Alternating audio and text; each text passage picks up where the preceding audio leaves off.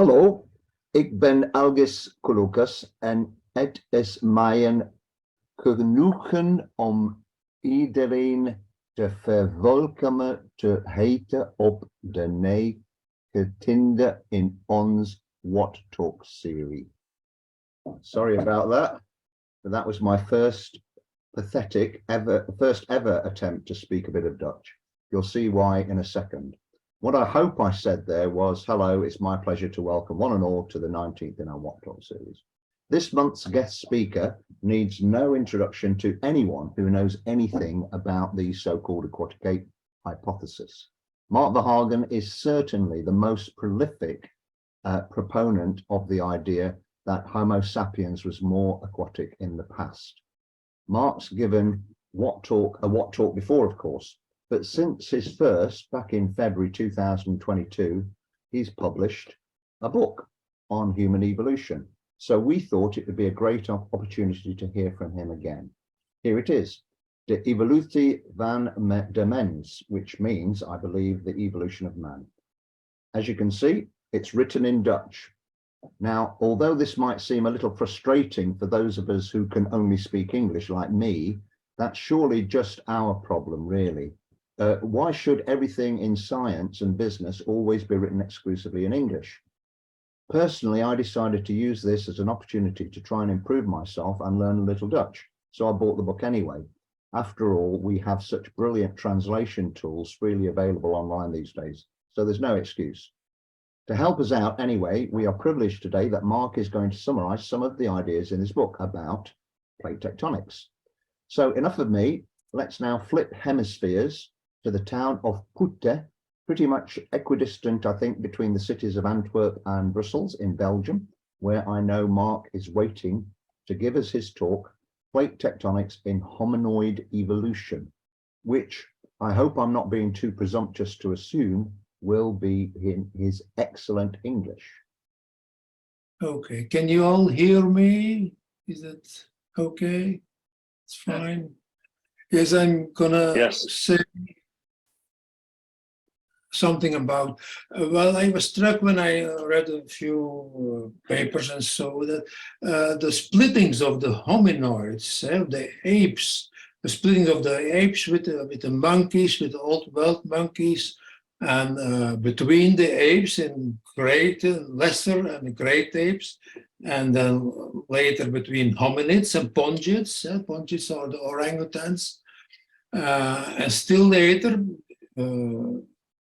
the splittings of the hominids, gorilla, and on the other side, Homo pan, and still later between Homo and pan. All these splittings had curiously to do with plate tectonics and how the plates of the old world changed, and that's what I want to try to say something about. First, I have to say something again about the evolution of Pan, the chimpanzees and bonobos, and gorillas. I'm convinced and pretty certain of it that the East African australopithecines were closely related to gorilla. Not to humans. We were, during the Pliocene, between 5 and 3 million years ago, our ancestors were in Asia, in Southern Asia, probably. So the East African australopithecines are related to gorillas, and the Southern australopithecines to Pan, to bonobos and chimpanzees. That's important for the rest of the plate tectonics. This is my recent book of last year.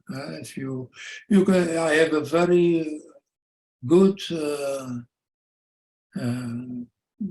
description about it in Gondwana talks. They gave a very good review of my book. So if you want to read something about it, you can always Google Gondwana talks and you will find it. This is a short repetition of what we already know.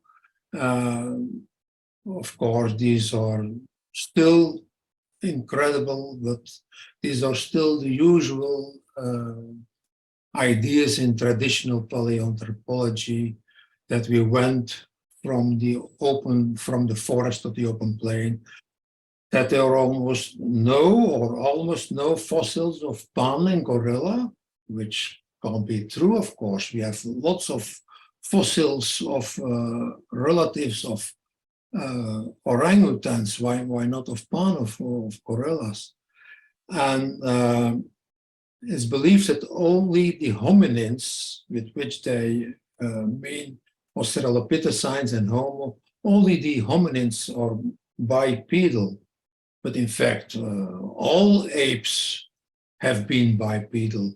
The lesser apes, gibbons and siamangs, are still vertical. They hang and they walk bipedally over branches in the trees. And all the great apes, when they wade through shallow water in swamp forest, they are all bipedal, and they are still often bipedal, as we are going to see. How is it possible that the whole science is so incredibly wrong? But it's understandable, I think. Can everybody hear me well? Is it clear? Yes? Okay.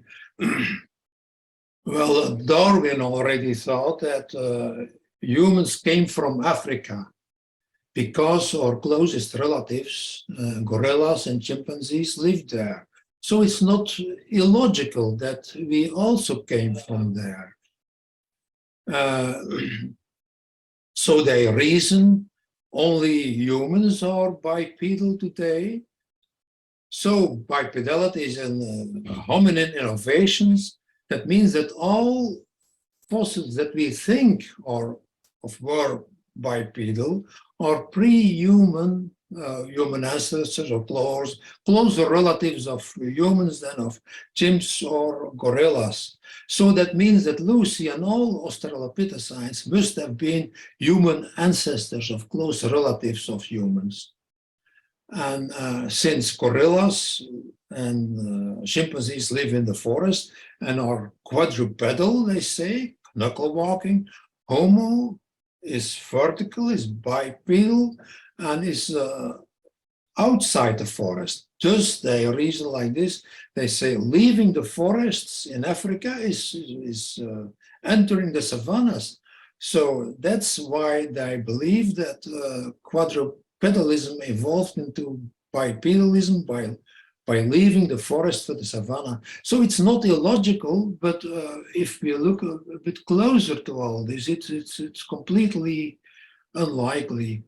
There are hundreds of African hominid fossils, and they believe that's the consequence of how they are thinking, that these are all relatives of the extant. There are 5 extant hominid species: humans, common chimps, bonobos, lowland gorillas, and highland or mountain gorillas. So, and I think all these African hominid fossils are relatives of only one of these 5, and the other 4 extant species, they have no fossils. Statistically alone, it is almost extremely impossible. But yes, when they see something that they think is bipedal in a fossil, then they say, oh, it's a closer relative of humans than of one of the chimpanzees. Yet they have found a lot of fossils of relatives of orangutans. That is no problem. But of chimpanzees and gorillas, they have almost no fossil relatives, they believe. And then already in 76, there was a well-known paper of the retroviral DNA, and that humans lack this African retroviral DNA, and they concluded, Benveniste and Todaro, that humans at that time, in the Pliocene, between 5 and 2 million years ago, were not in Africa. But that it didn't fit with general thinking, still does not. But the evidence is there. We lack all African primates have this retroviral DNA. But humans and chimpanzees and siamangs, and they don't have it. So we were not in Africa. That is quite difficult to understand for scientists who are Afrocentrically biased, in my opinion. Are there no fossils of paranthropus? Of course, there are lots of fossils. Well, it's almost the same, but I say a lot of fossils of early hominoids in in Europe. There we have a lot of hominid fossils. Gryphopithecus, Hispanopithecus, Australopithecus, and so on. We have a lot of fossils of relatives of Pongo, of the orangutan. But we have, curiously, no chimpanzee and gorilla fossils, I think. And then we have hundreds of fossils of so-called hominins, of australopithecines, but also for orrorin. When they find a fossil, a hominid fossil in Africa, and it has some bipedal feature, what they think is bipedal, they say it's hominin and it's a close relative of Homo, but not of Pan or gorilla, because Pan and gorilla are quadrupedal and are knuckle walkers. That is the general reasoning. So statistically, it is completely impossible. It's just an anthropocentric bias, an Afro selfish bias in this general thinking of paleoanthropologists, but it's extremely difficult to bring them off of this idea.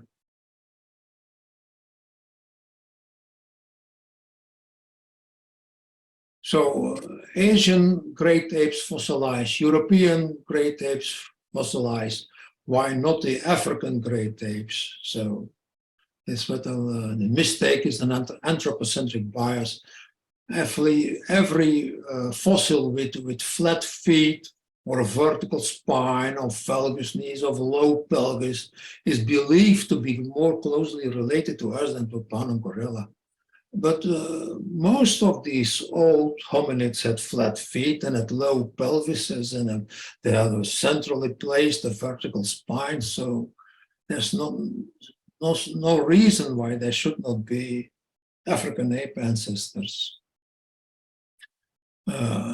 Moreover, not all innovations occurred in our branch. 5 million years ago, our ancestor was identical to the chimp and the bonobo ancestor. And the further we go back, the more we may expect human-like features, human features in chimps and in bonobos. Dus in some or many anatomical traits, for instance, flat feet or so, humans are more primitive probably than extant apes. I've already said this. Well, and all apes have the lumbar spine, the lumbar column centrally inside the trunk. Most mammals have the lumbar spine, have the spine very dorsally in the back of the back, and for hanging the body on it. So in dogs, in horses, but not also in monkeys, in most monkeys, but not in the apes. Apes have the spine central in the body, which suggests that they had more vertical ancestors. So the Miocene hominoids, the apes, were already upright, not for running, but for climbing vertically. We think for wading bipedally, and of course for hanging, for grasping the branches above, also above the water.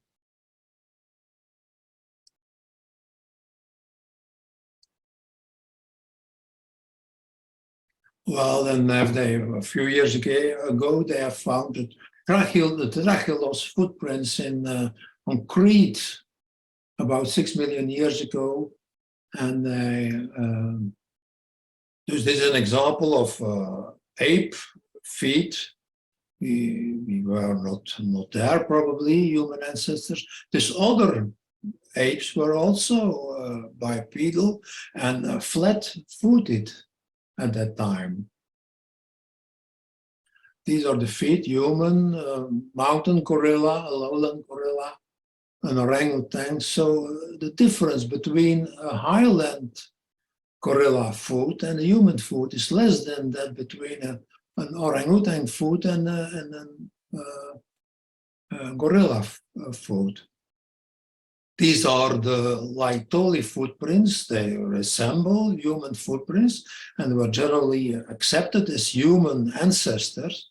But when we see it more in detail, it looks more like mountain gorillas. And there were several anthropologists who already suggested that the Laetoli footprints were remarkably gorilla-like. And we conclude that the ancestors of the hominids, of the African apes, were already bipedal at the time. And I proposed this, I believe, in the years 1919, when I said we have primates or arboreal. Humans were aquatic or semi-aquatic, but because evolution is credible, there had to be a phase when there were elements of both in it. And that means our ancestors must have been semi-aquatic in swamp forest. There's no other possibility, I thought at the time.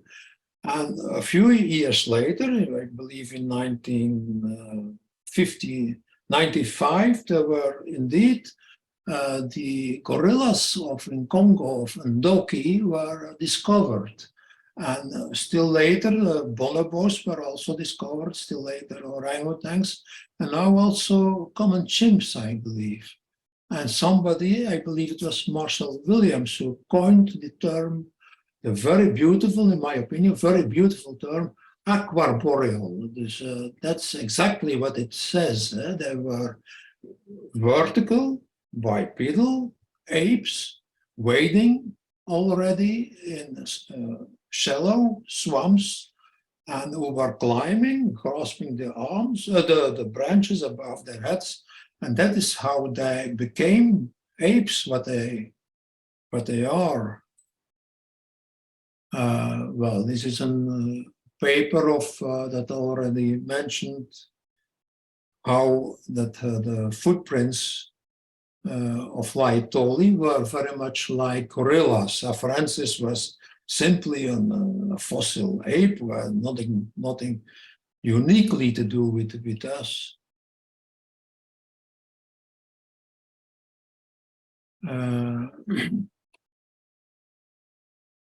And many typical human traits, a smaller canine teeth, the thick enamel, the vertical spine, the low pelvis, and the flat feet were already present in the last common ancestors of humans and apes to different degrees.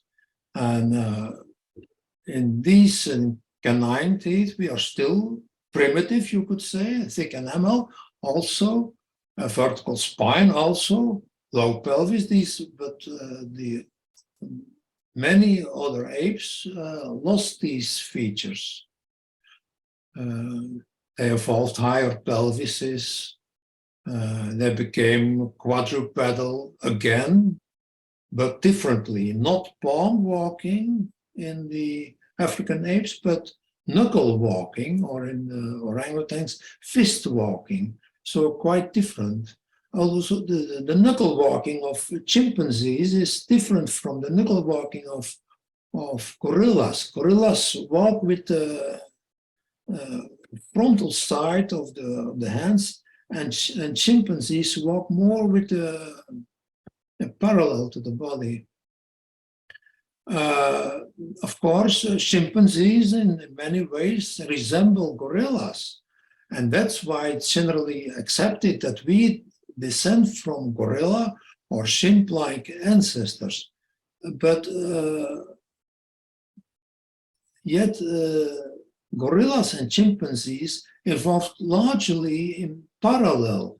They evolved from more human-like ancestors to what they are now.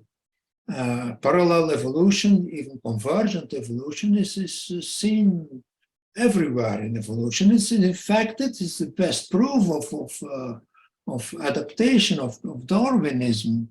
And I will argue that the early australopithecines, the gorilla australopithecines in East Africa, began their evolution in the Northern Rift Valley, which was then forming about 5 or 7 million years ago. And the ancestral chimpanzee australopithecines in South Africa, they were following the Southern Rift in South Africa, to Transvaal. And that's why I think that they evolved in parallel. Gorilla, they have a lot, not everything, of course, but they have a lot of innovations, ape-like innovations, which are not seen in humans, because the Afarensis in the Northern Rift and Africanus in the Southern Rift evolved in parallel. Now, apes are very special. They are quite different from monkeys.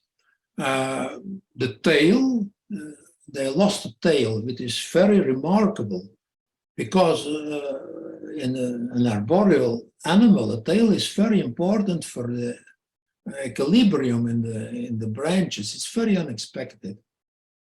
And our tail is the coccyx, is the tail bone is growing in the pelvic bottom, possibly for supporting the guts, which suggests already a vertical trunk. Then most important, I think, is the broad breastbone, the sternum of all apes, of all hominoids. Schultz called this the hominoids, the hominoidea, the latisternalia, the broad breastboned ones.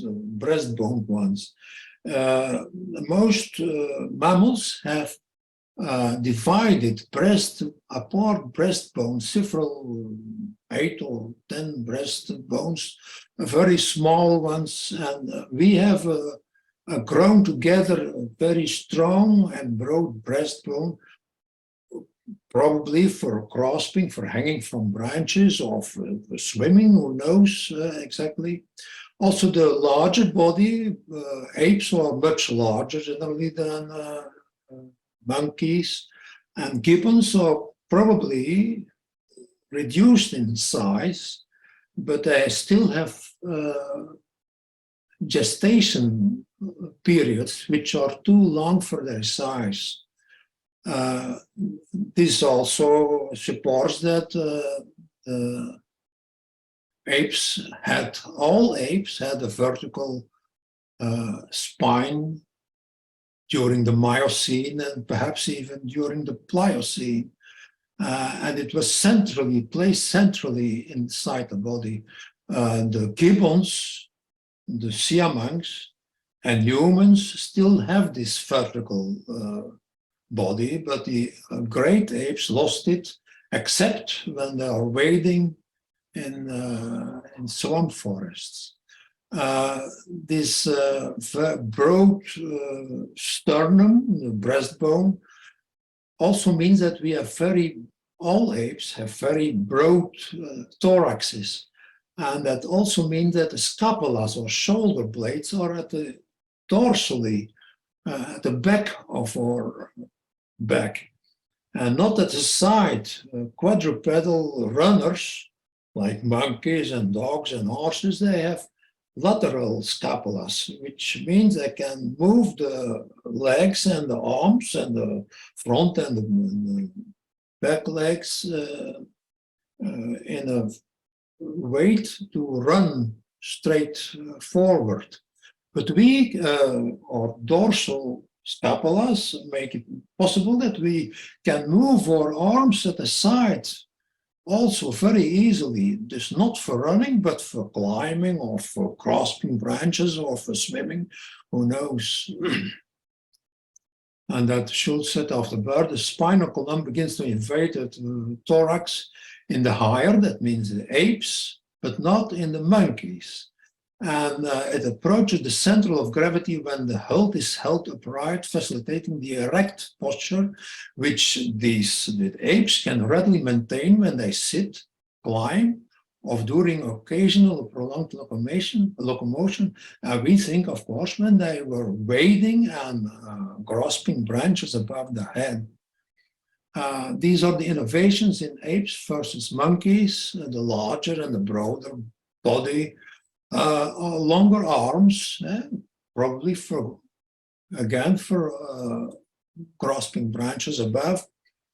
The complete loss of the tail is very, very remarkable, and the wide thorax and breastbone. So they all have this, which all suggests that they had more, that they already had vertical. You can call this bipedal, or you can call this upright, or whatever. We think quadrupedal ancestors. Our lumbar spine is central in the body of the apes. That suggests that the organs were arranged around it, not hanging from the dorsal spine, but were arranged around the vertical spine. And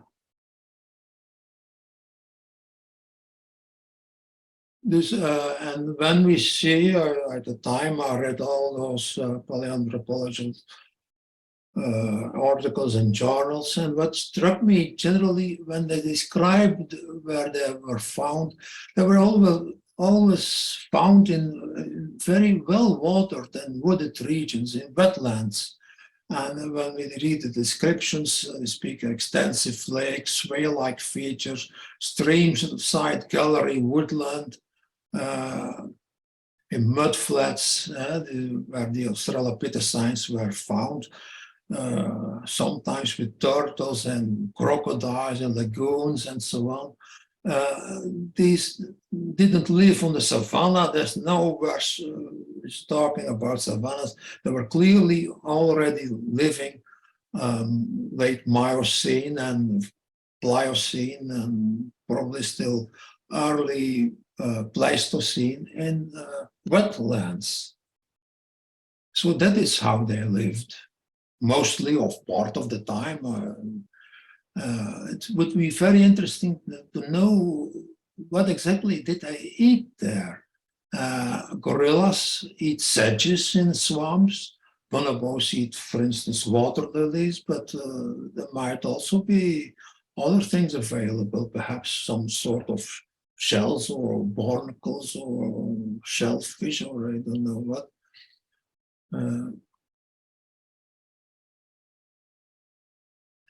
Possibly swamp forests were more widespread during the Pliocene. It was hotter and wetter at the time than during the last 2 million years or so. when you Google chimp wading or soponope wading, you can easily find all these pictures, these illustrations.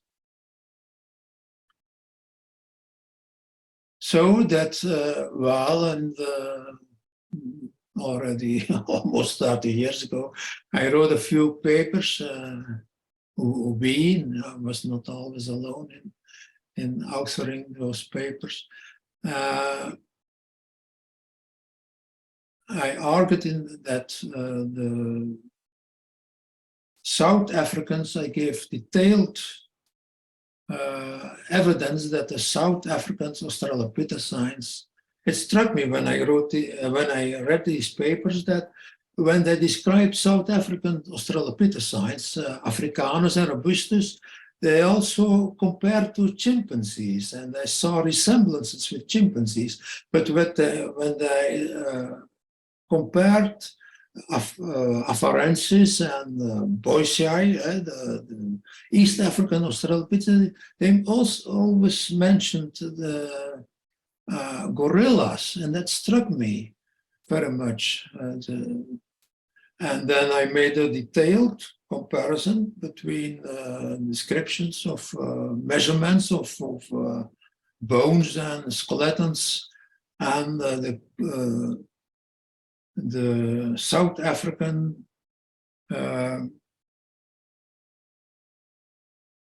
Australopiths. They also systematically resembled chimpanzees more than the East African Australopithecines did.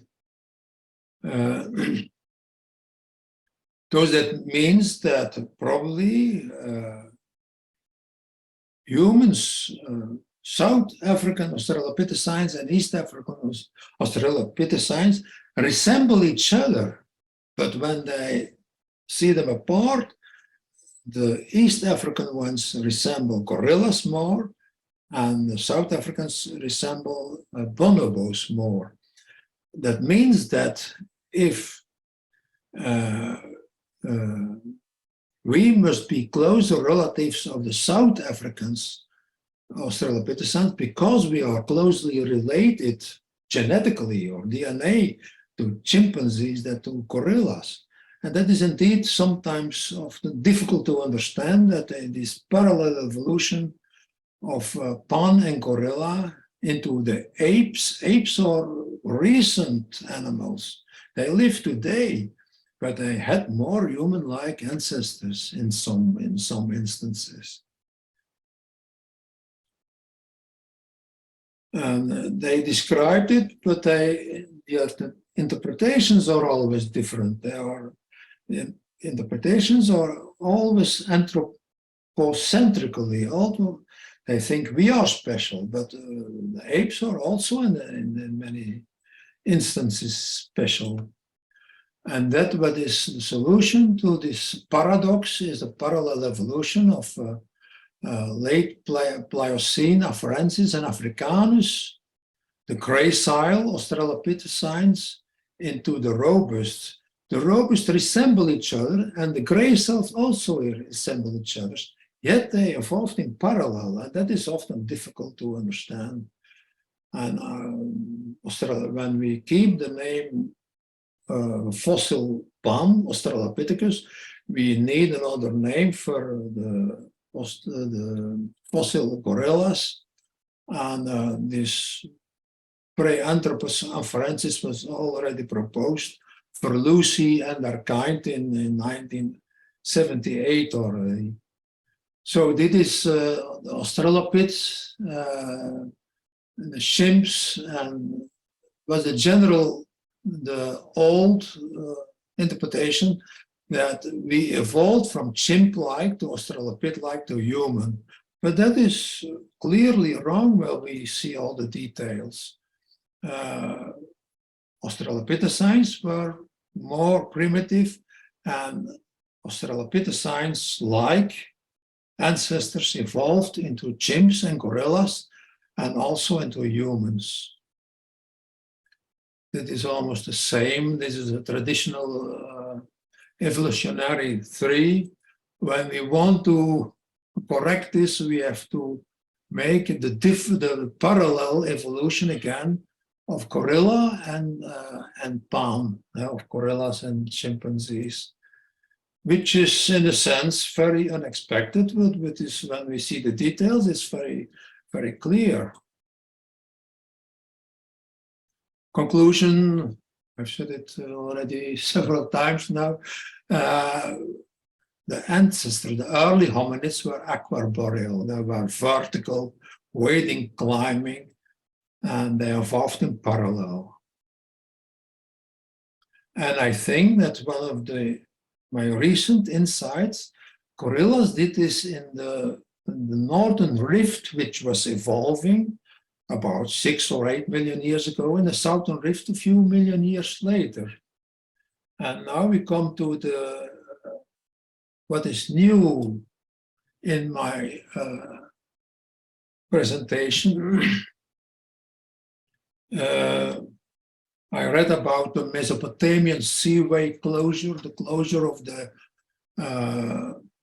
Tethys Ocean, which was about 15 million years ago, and which was about the time when hominids, the African apes, and the pongids, orangutans split.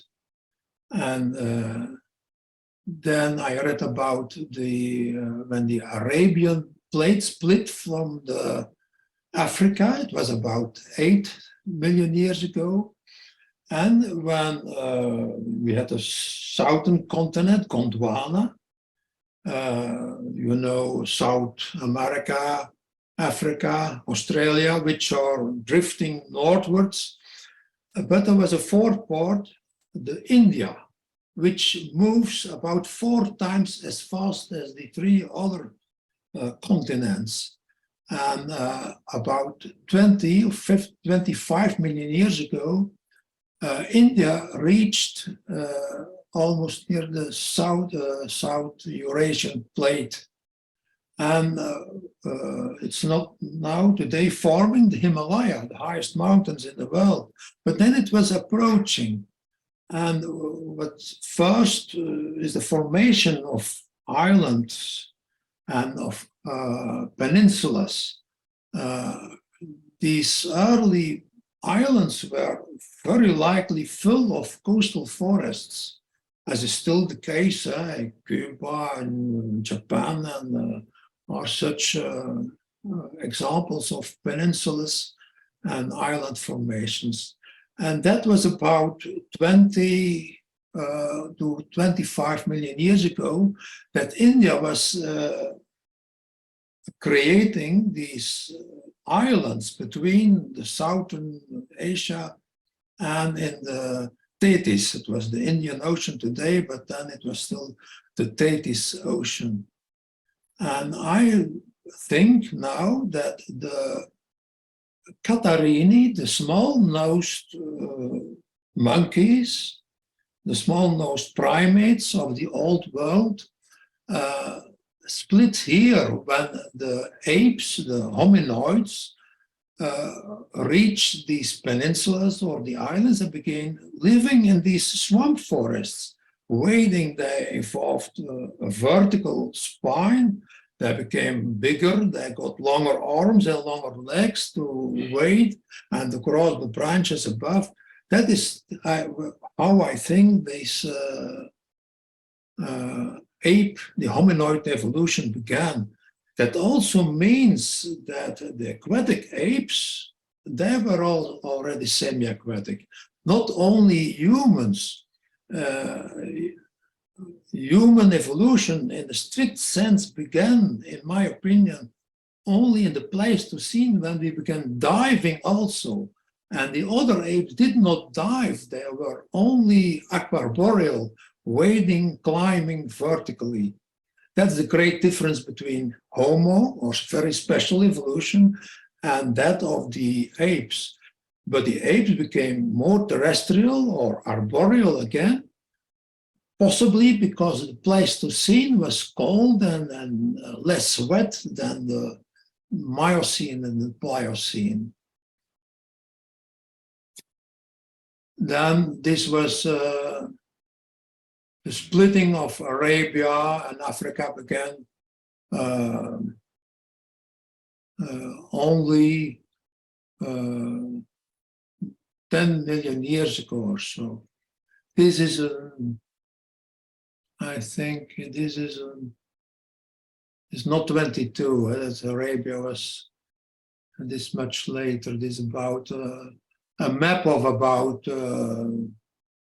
14 or 10 million years ago.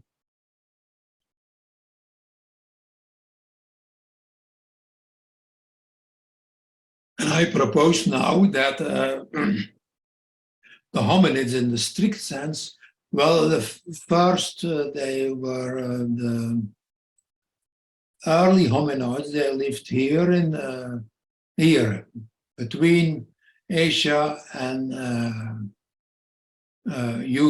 between Asia and India.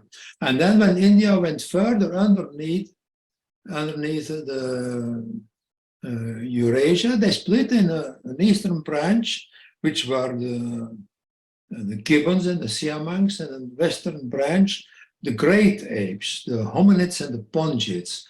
And the hominids and pongids, the great apes, they colonized all these, the Tethys Sea, the ancient Mediterranean Sea was called the Tethys Sea. This was the Tethys Ocean, which became the Indian Ocean. And here we have the Tethys Sea. But then I read about the Mesopotamian seaway closure, which happened 15 million years ago. And it struck me that it was the time when the pongids and the hominids split 15 million years ago. And so we have the pongids at the eastern side. They followed again the coastal forests of the southern Asia, and they possibly pushed the siamangs and the gibbons higher into the trees. And in the Miocene and the Pliocene, the orangutans followed these southern Asian coasts. Here we have australopithecus and a lot of the dryopithecines, and so they colonized parts of Europe and so on. There are many species of hominids. But the hominids in the strict sense, which still have survivors today, gorilla, Homo, and Pan, they lived, in my opinion, 10 million years ago. Here in the Red Sea, when the Red Sea was beginning to evolve, it's striking that we lived not in the water, but exactly at the transition between water and forest. And then about 8 million years ago, we have here the rift, formation of the rift, the northern East African rift began, and this was colonized, I think, by gorilla. And so they went to East Africa, where we find then later Afarensis, Lucy, and Boisei, and so. And initially, Homo Pan still remained in the Red Sea, but then we have the opening of the Red Sea, and that must have been about 5 million years ago when the Red Sea opened into the Gulf, and that is when Homo and Pan and the ancestral chimpanzee became free, and we went left. We've again followed the South African coast, and Pan followed the South Asian coast, and Pan followed the East African coast. And then a few million years later, about 4 million years ago, the Southern Rift began, and that is how Pan, the chimpanzees, became the australopithecines of Transvaal, Africanus, and Robustus. And that is how to explain the remarkable parallel evolution of gorilla and Pan. Gorilla in the northern rift, and to the Australopithecines, to the East African Australopithecines, and Pan in the southern rift to the South African Australopithecines, Africanus and Robustus.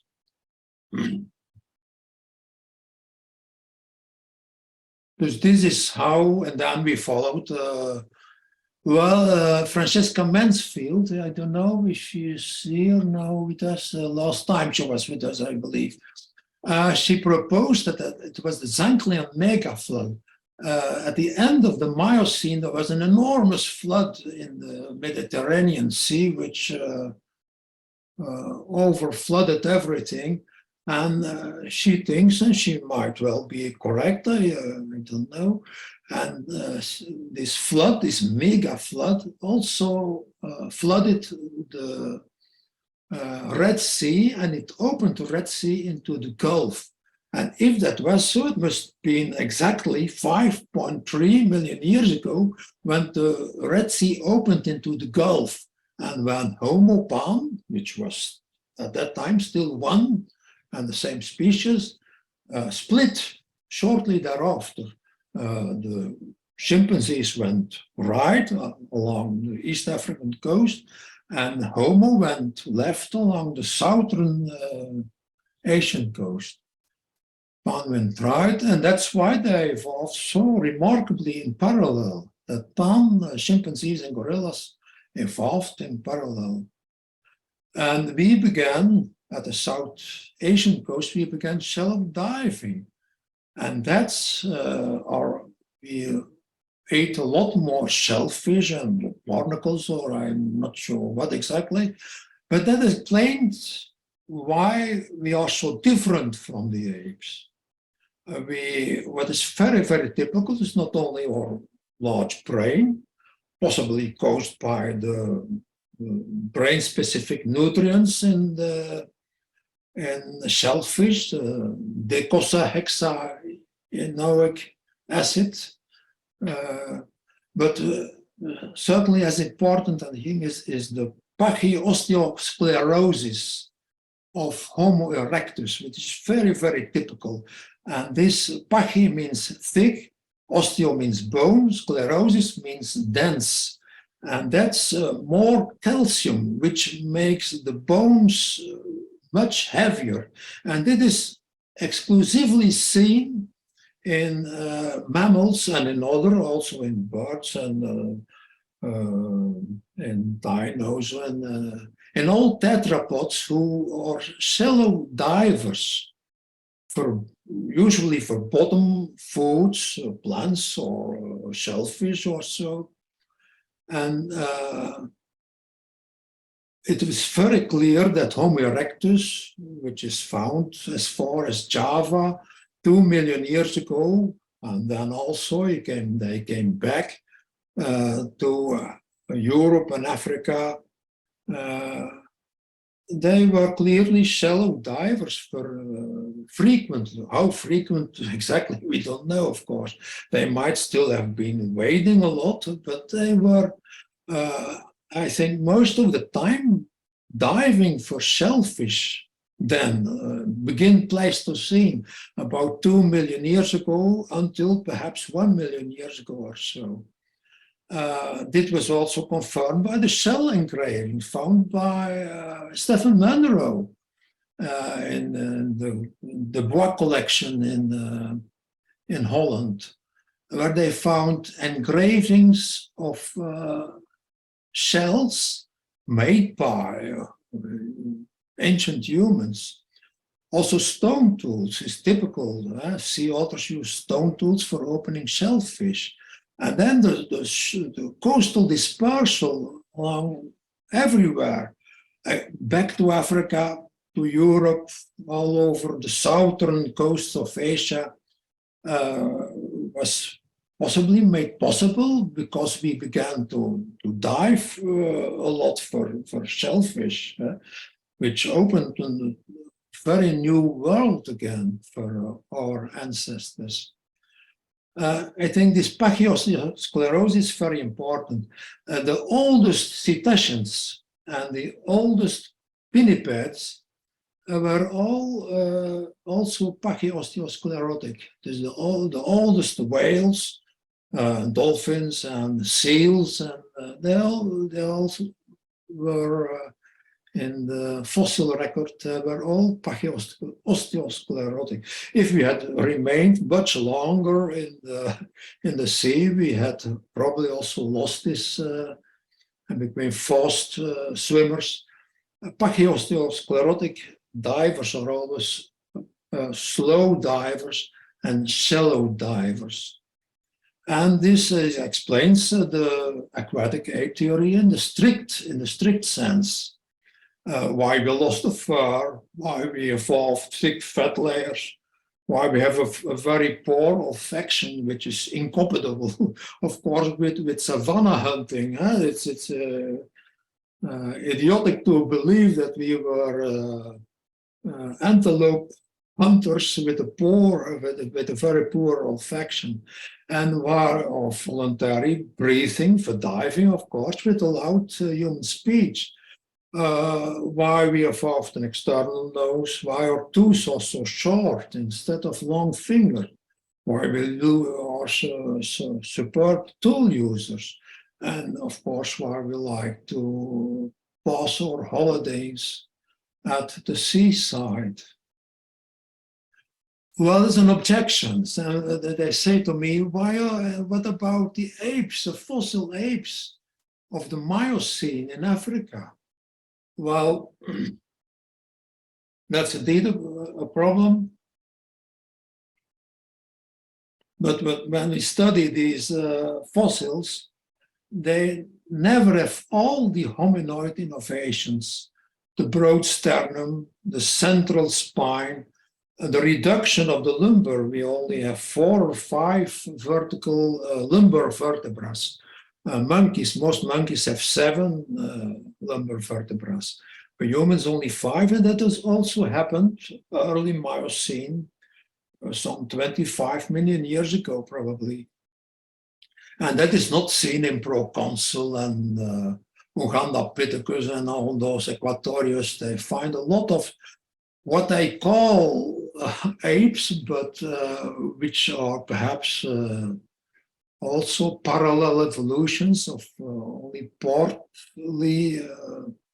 part-time adaptations to swamp forests. They never have all or the hominoid innovations. Especially the very broad sternum is seldom seen in those fossils, which are sometimes called apes. And of course, fossil hunters, they prefer to find human fossils. Australopithecines are human fossils, they say. They prefer to find human fossils rather than ape fossils, but they also prefer to find ape fossils rather than simple monkey fossils. And that is why I describe proconsul was possibly not more closely related to humans than it was to macaques or so. In any case, what is most important about all this, the nowadays popular ideas about our ancestors running in savannas, and they give it the most far-fetched names, endurance, running, dogs, pursuit of swifter animal, born to run, that's idiotic. Le singe courir, en français, and Savannistan. These are the most stupid, you can't call them scientific hypotheses. They are just so fantasies, in my opinion. Well, that I think that was it. I think most important, this is what I think are new insights in the plate tectonics. India approaching Eurasia, first creating the hominoids, the aquarboreal or aquarboreal ancestors. When India went further underneath Eurasia, it split the lesser from the great apes. Then we had this Mesopotamian seaway closure 50 million years ago, which split the Indian the ocean into which split the Tethys Ocean into the Indian Ocean and the Tethys Sea. And then still later we had the formation of the Red Sea, and then still later the formations of the Northern Rift and the Southern Rift. And all these tectonic changes explain, I think, that some parts are largely hypothetical, some more than others, I think, which explain, in my opinion, the splittings of the hominoids into the different branches. So that was it. Thank you for listening. Thank you very much, Mark. I hope it wasn't too long, and I hope you understood everything. Thank you. Absolutely, your English is perfect. If you stop sharing your screen, and then we'll have a discussion. Oh yeah. I don't know if anyone wants to go first. I've got a few points I want to make, but I want to encourage other people to go before me, please, if anyone wants to talk. Has anyone got a point they want to make or question? I have one. Please, Jonathan. It's John Foss. Hey, Mark, I want to just say, can you hear me? Yeah, we can Who hear is I hear? I Jonathan Foss, yes. Yes. Mark, I want to first say your enthusiasm and your brilliance in this subject has been amazing for so many years, and pointing out the aquatic adaptations and being Almost 50. a leader. And I just think that's wonderful. It was a very good talk. Thank you. You know, I agree with you that plate tectonics were like on a global level, like animal goes up, it gets separated from another animal on an island, whatnot. And all of a sudden things can happen. You're physically dividing like a jigsaw puzzle, moving and separating, you know, on a much larger level. My question is you stated that orang and the hylobates were born in Southeast Asia. They're not very mobile. They're in the trees, and they've been there all the time. Yet, why do you always?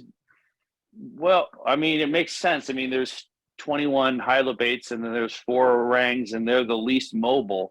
It kind of makes sense. They don't have any African viruses and things like that. But let's just assume that it makes more sense that all of those are there, and then there was a radiation of the great apes, Homo, Pan, whatever those great apes that radiated are.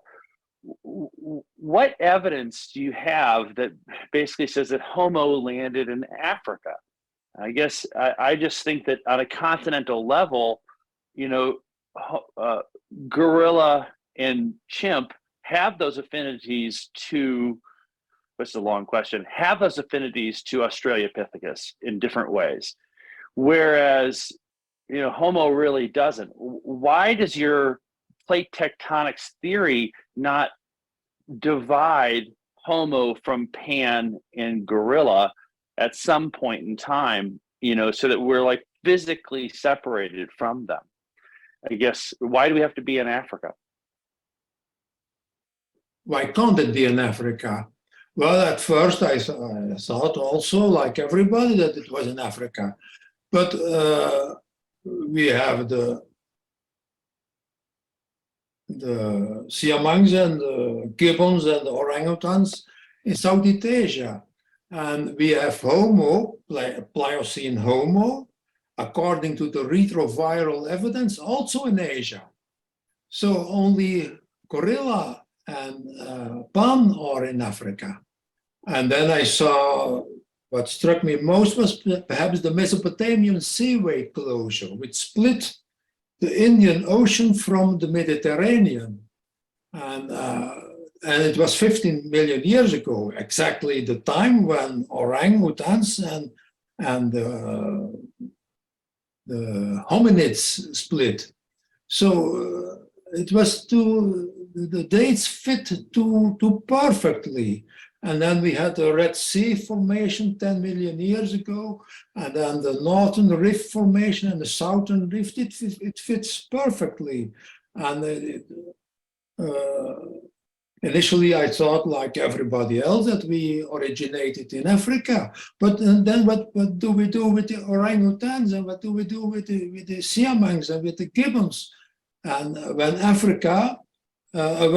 India approached Southern Asia, there must have been lots of peninsulas and archipelagos of islands, and that's exactly where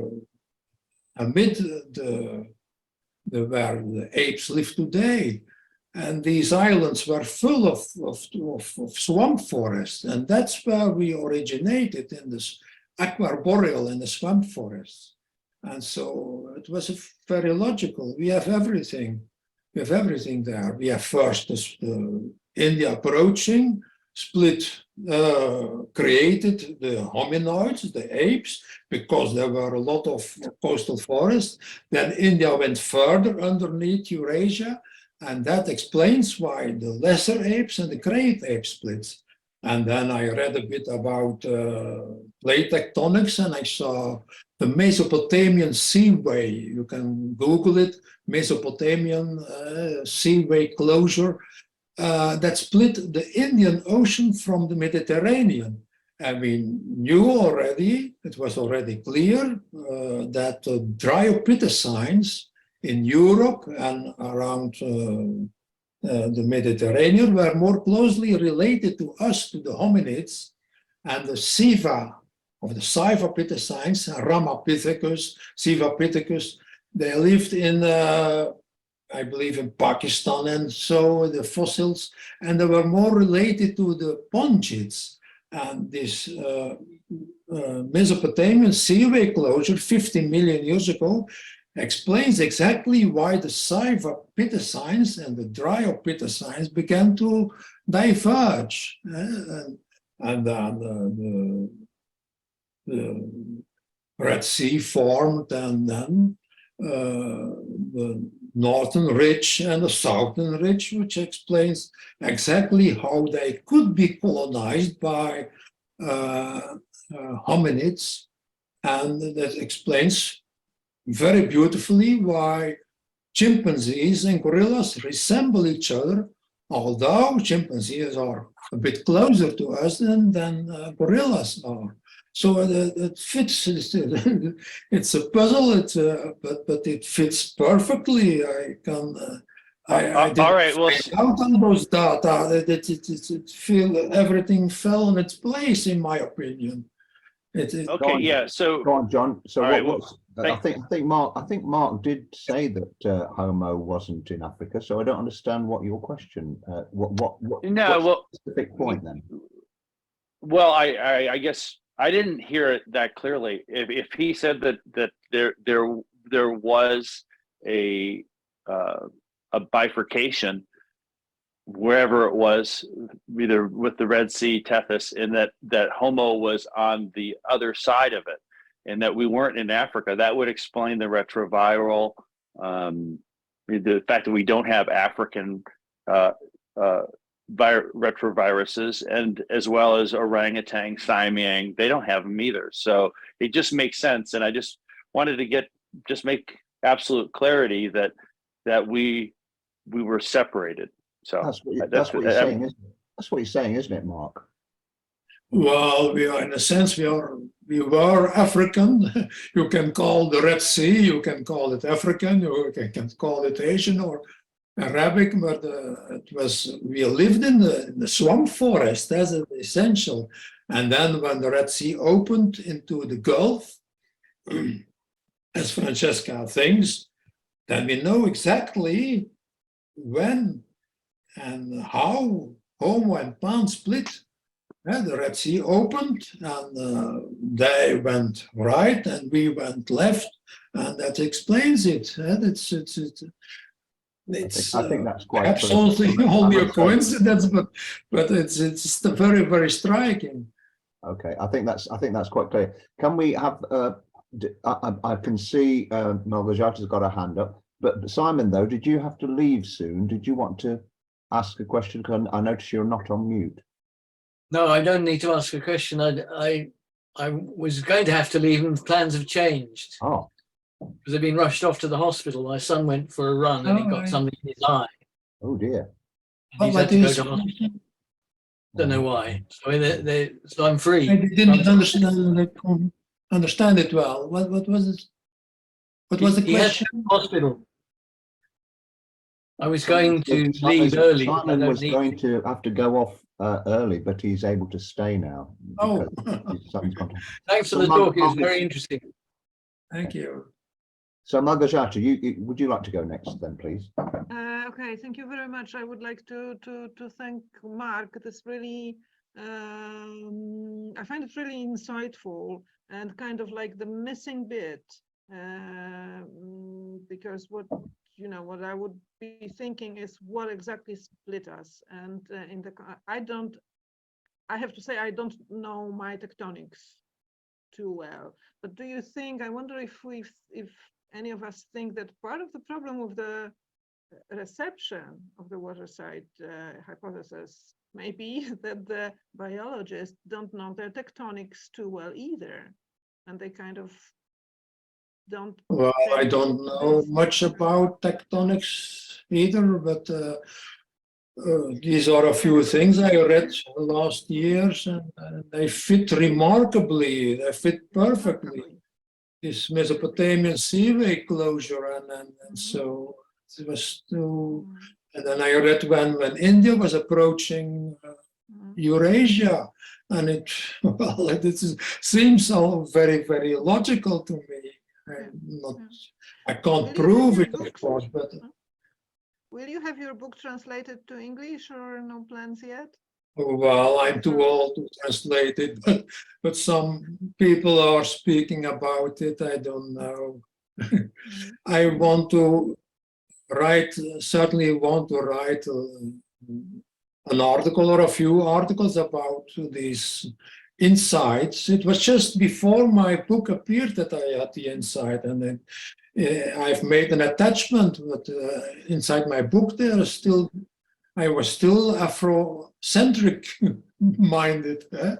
And then just in 2 months before my book appeared, I added an attachment 16 that where I spoke shortly about these things.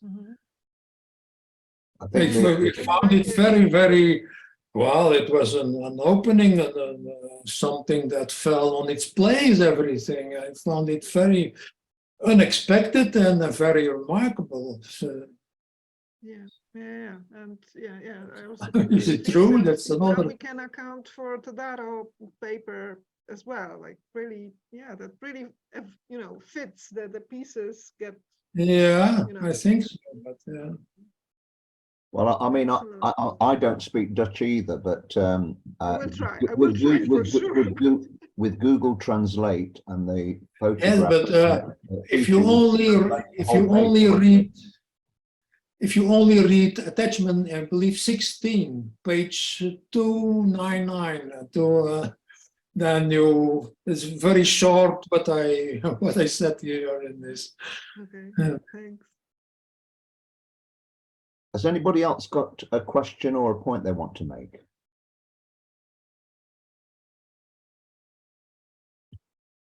I would say I think it's a good idea that we should follow up this idea of the plate tectonics, because I mean it makes sense, and then we just have to dive deeper in that. Just as not I don't think to confirm the concept, because I think the concept is pretty good. Just to make it a bit more acceptable for other people to believe it, to understand it. So we have to look. I might have a look into some maps and see if we can find a nice sequence of time, so you can see where it was, and then a time series of maps of the plate tectonics, and then, you know, draw some lines on it and say, well, these are possible routes for our ancestors one way or another over time. At the time when I first read about the aquatic ape, Sir Alistair Hardy thought it was all 15 million years ago.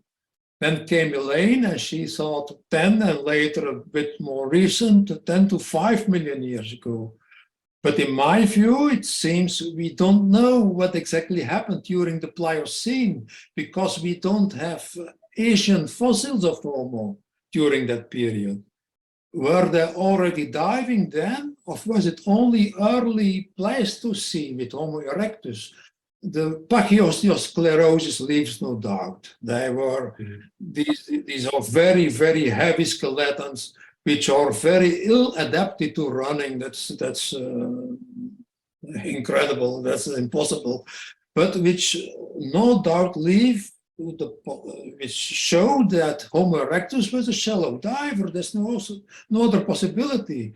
That they also explain these larger brains, stone tools, and so on.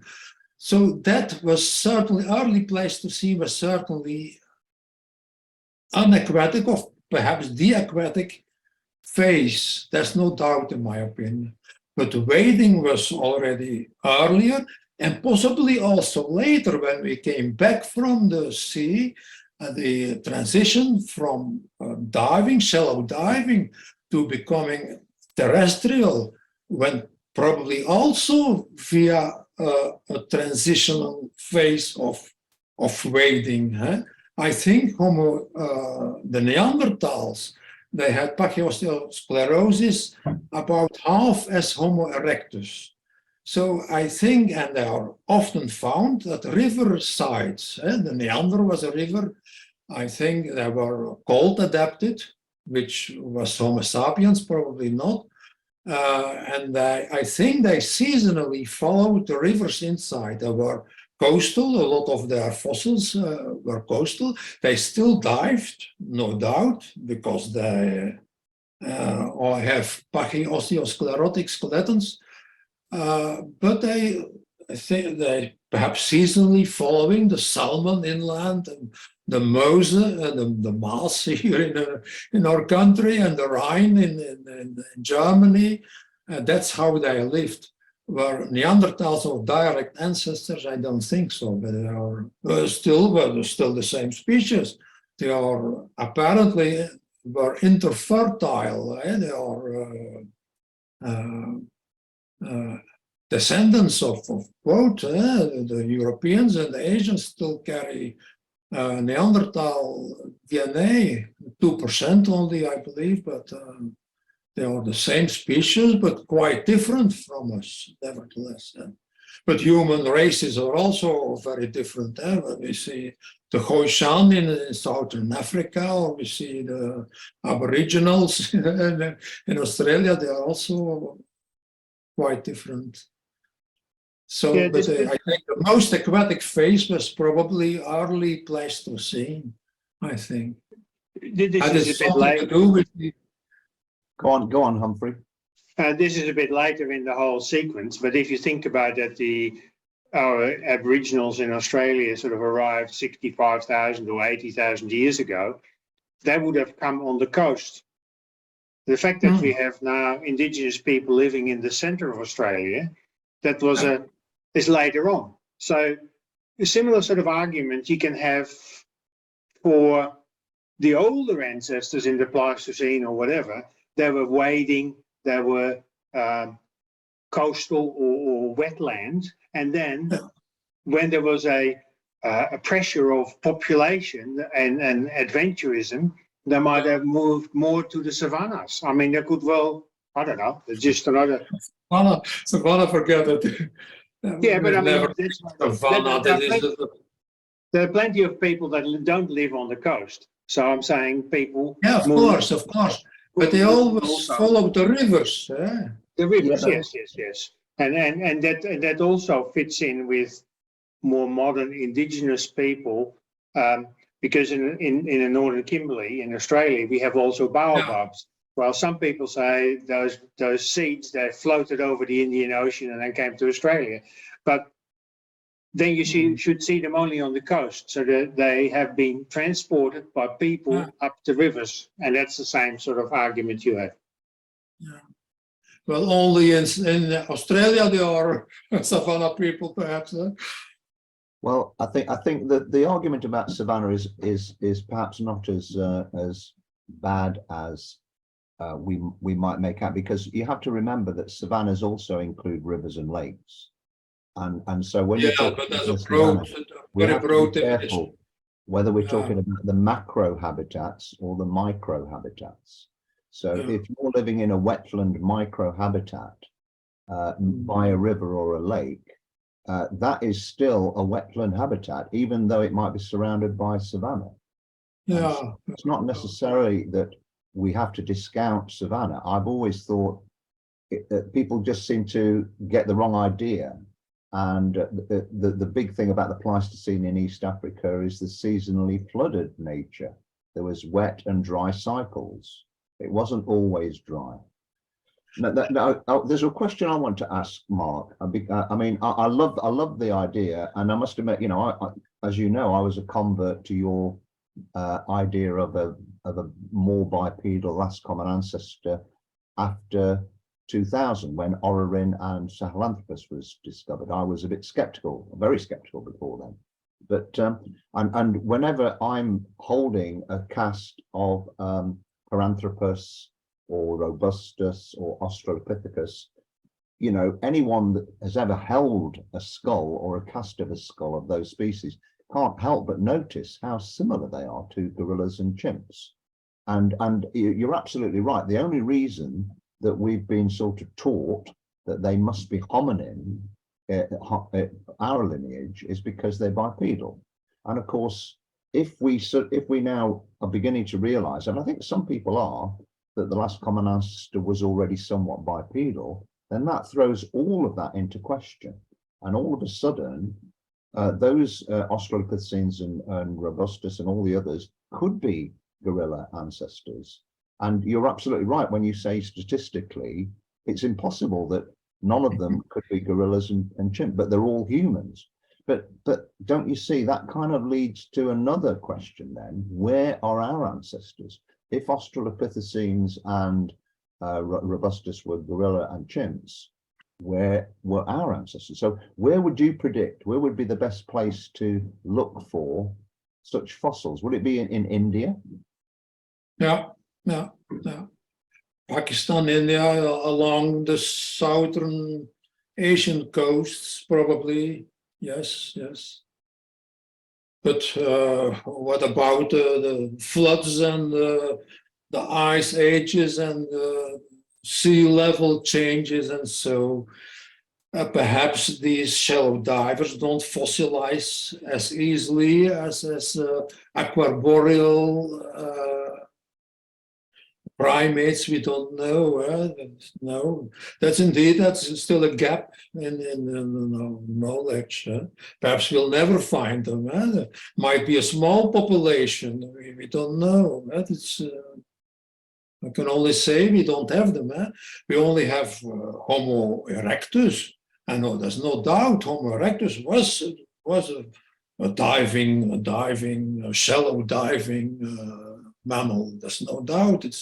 Everything is obvious. It's flat skull, it's mid-facial prognatism, and so on. Everything.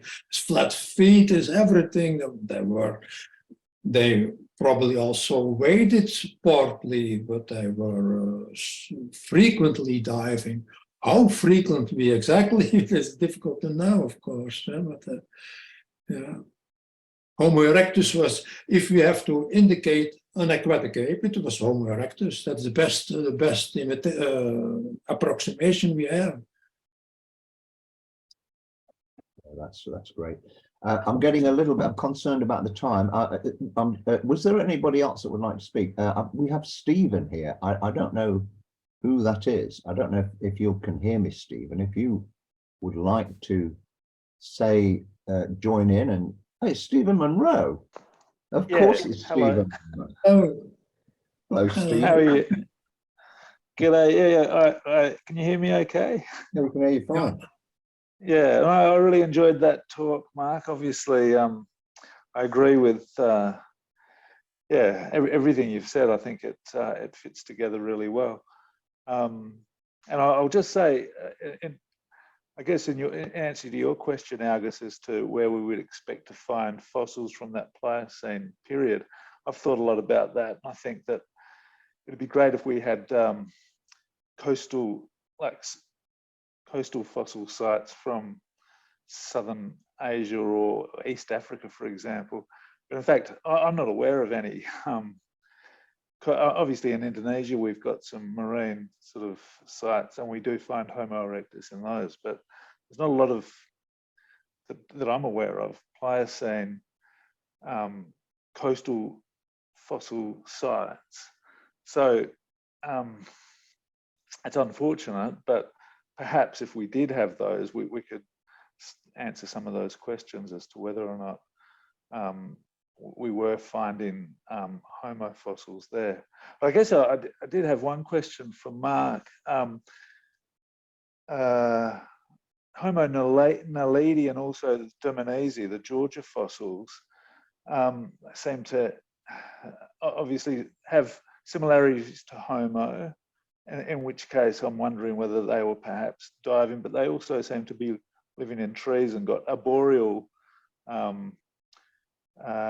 features. So I'm just wondering how those fit into your scheme there, Mark. So the Georgian fossils and those Homo naledi, recent fossils from Africa, what do you think about those? Well, the Georgian fossils are probably Homo, but the naledi was, in my opinion, was an australopithecine, a shrimp-like, I think if you Google naledi Verhaegen or something, that you find an whole illustration of it. I think there's nothing specifically human in naledi. Naledi was simply one of the many fossil australopithecines, in my opinion. But as I said, fossil hunters prefer to find human ancestors rather than ape ancestors, and that is one of them. If they see something that reminds them of human, they say it's our ancestor. But of course, when we go further back, apes become more human-like in a sense, and human become more ape-like in a sense. Naledi, I have no doubt it was a fossil chimpanzee like Africanus or Robustus or so. And they say they buried their dead in caves and some idiotic ideas. No, it was simply fossilization in water in swamp forest, I think. Naledi. Georgicus is something else. Georgicus is Homo, I think. It's one of the these Homo, these Pleistocene Homo. They also went inland, just like Neanderthals did, and then Georgicus probably also at another side. But the site is not too far away from the Black Sea, and of course the Black Sea is connected to the Tethys, and so it's not inconsistent really. Okay, well, look, I'm just a bit concerned at the time. Stephen, it must be very late over there in Canberra. Maybe we should, unless anyone's got any final comments. Simon, would you like to chip in? Is there anything you want to say? No, I'm not myself a specialist in this area, and I haven't really. I'm fascinated by it, but I'm not familiar with many of the specimens that you're talking about. So I haven't really got anything valuable to add. Okay. But I enjoy meeting you all and hearing about it. It's just a shame we don't get more people joining us. Well, Yeah. all I can say there is we have had quite a few views. I mean, all the videos online. I think I've had about 3,000 views now of the videos, which is it's getting more. And I always try and post in social media, Twitter and various places, whenever anyone makes a comment to try and promote them. And Yeah. I mean, it is frustrating, of course, we all know that, but the point is, at least it's there, and Yeah. as long as there's nothing terrible happen, it'll carry on. It'll be always available. Good. So it should just grow, I hope. Excellent. Thank you very much for this, providing the opportunity to bring this. Thank you. No, Yeah, thank it's you. very much. Thank you, Mark, for all of your 50 years. 50 years already. Yes. Thank you. I'm frustrated. I'm so old, and there's still no progress. Little progress. There is progress, but it's so small, incredibly little. Incredibly little. It's. Oh, can they keep believing in this running savannah, running nonsense? It's something I don't understand. No, I don't think none of us do. None of us understand that. Okay, well, I'm going to stop there. So thank you very much again, Mark. Great talk, really interesting. Thank you. And well done for fitting it all into 45 minutes. That's very well done. And lots of great stuff and lots to think about. And I'm going to be reading your book over the next few months. It'll probably take me a year to read it. I'll probably get regular phone calls from Algus. What does this mean? Well, I'm going to bring it on Tuesday. There's no problem. Thank you. Thank you, Mark. Thank you very much, everyone. And so next month, we've got Ulrika Griebel, who is from Memphis University in the United States. And she's going to give, I hope, an interesting talk on language and the idea of language origins from the point of view of waterside diving, swimming, that sort of thing. So really looking forward to that. Okay, well, all the best. Thank you very much, everyone. Thank you. Zero. Thanks, Algus. Cheers, Stephen. Have a good night. Cheers. Hope you get some sleep. What time is it? What time is it with you? What time What is time it is it in Australia? It's just after midnight here. Oh, right. Oh, sorry. Oh, Thank All you. good. No, it was well worth it. Thanks, Mark. Thanks, Algus. Thanks, Stephen.